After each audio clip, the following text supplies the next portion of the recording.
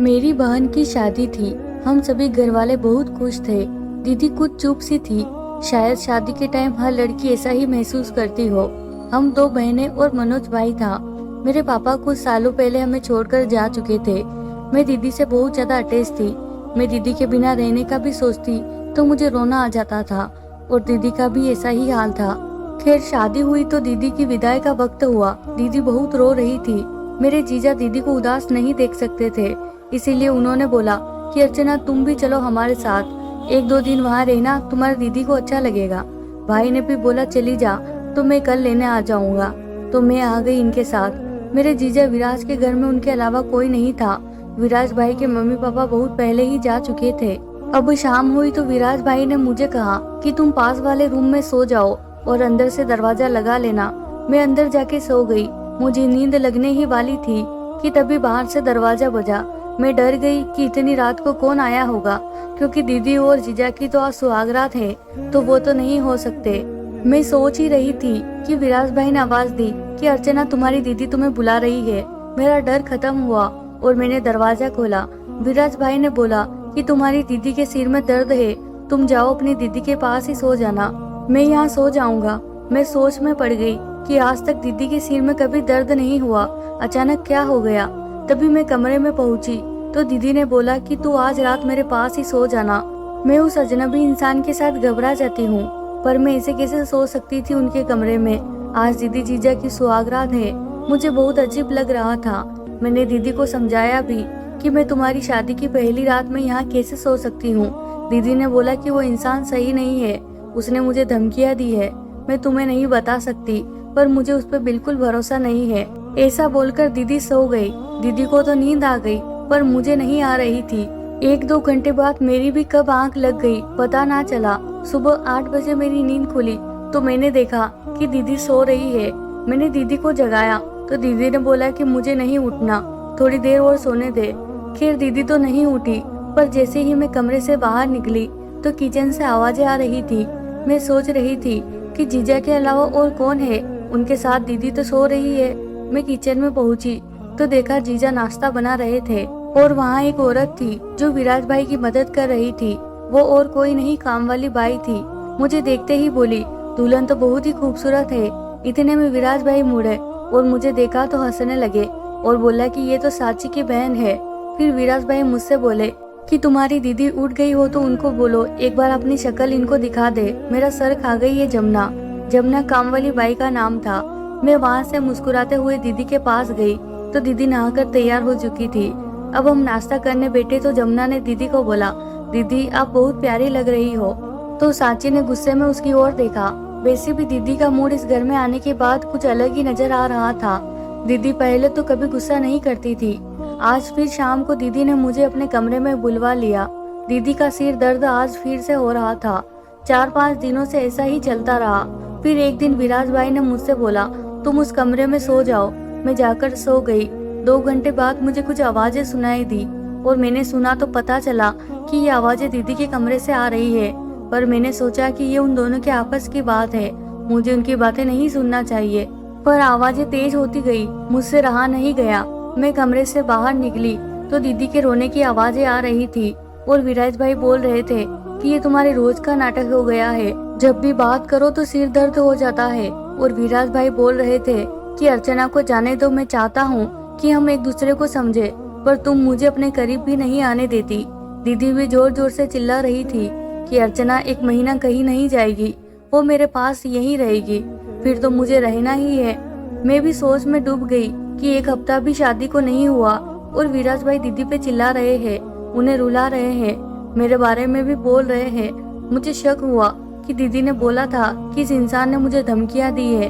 तो फिर मैंने सोचा कुछ दिन रुक ही जाती हूँ। अब मुझे सच्चाई जाननी थी, इसीलिए मैं वहीं रुक गई। मैंने सोचा कि चलो रुक जाते हैं। इसीलिए सुबह जब भाई का फोन आया तो मैंने भाई को मना कर दिया कि मुझे अभी लेने ना आए। एक दिन जीजा अचानक से बोले चलो आइसक्रीम खाने चलते हैं। दीदी ने मुंह बिगाड़ते हुए फट से मना कर दिया और कहा कि आइसक्रीम तो अर्चना को पसंद है। मुझे वाकई में पसंद तो थी, पर मैं अकेले जीजा के साथ कैसे जा सकती थी। दीदी ने कहा कि अर्चना को ले जाओ, तो जीजा ने भी बोला कि ठीक है मैं अर्चना को लेके जा रहा हूँ। जब हम आइसक्रीम खा रहे थे तब विराज भाई मुझसे बोले कि तुम कितनी खुश रहती हो, कहीं भी जाना हो तो मजे से जाती हो। एक तुम्हारी दीदी है, बिल्कुल मूड़ी है, कभी भी ले जाओ तो झट से मना कर देती है। पता नहीं क्यों पर विराज भाई की बातें मुझे अच्छी नहीं लगी। खैर विराज भाई ने मुझे आइसक्रीम खिलाई और मेरे और दीदी के लिए जूस पैक करवाया। अब रोजाना विराज भाई मेरे लिए जूस लाया करते थे और मैं भी पी लेती थी। वैसे वो मेरे भाइयों जैसे थे। एक दिन मुझे बहुत तेज का बुखार हुआ तो दीदी मुझे हॉस्पिटल लेकर गई। वहाँ जो डॉक्टर ने मुझे बोला वो सुनकर तो मेरे होश उड़ गए। डॉक्टर बोला कि अर्चना प्रेग्नेंट है। मुझे अपने कानों पर यकीन नहीं आ रहा था, ऐसे कैसे हो सकता है। मैं और दीदी यह सुनते ही वहीं पर रोने लगे। फिर हम घर आए। दीदी ने मनोज भाई को भी बुला लिया था। जब शाम को विराज भाई घर पर आए तो भाई ने विराज भाई को खूब मारा और कहा कि मेरी बहन की जिंदगी बर्बाद कर दी तूने, उसका फायदा उठाया। मैंने भी सोचा विराज भाई मेरे लिए जूस लेकर आते थे, वह पीते ही मुझे गहरी नींद आ जाती थी। कहीं जूस लाने के पीछे यह मकसद तो नहीं था। मैंने यह बात भाई को भी बताई। भाई ने जीजा को खूब मारा। फिर भी जीजा यह कबूल करने को तैयार नहीं थे कि उन्होंने मेरे साथ गलत किया है। मनोज भाई मुझे और दीदी को लेकर घर आ गए। जब दीदी ने मम्मी को यह सब बताया तो मम्मी की तबीयत खराब हो गई। कुछ दिनों तक मम्मी ऐसे ही बीमार रही। मैंने भी खाना पीना छोड़ दिया था।